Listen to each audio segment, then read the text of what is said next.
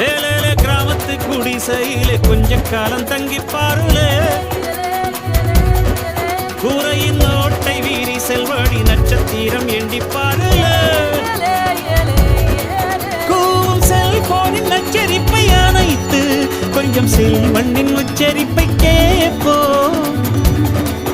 வெறும் காலில் செருப்பின்று நடந்து மண்ணோடு பேசிக்கொண்டு போவோம் மழலைகள் ஆவோ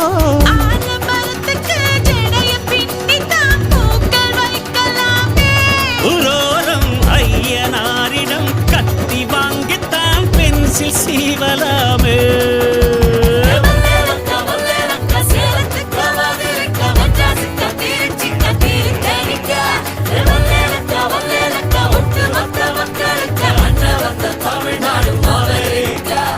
காவிரி யாரும் கை குத்தல் அரிசியும் மறந்து போ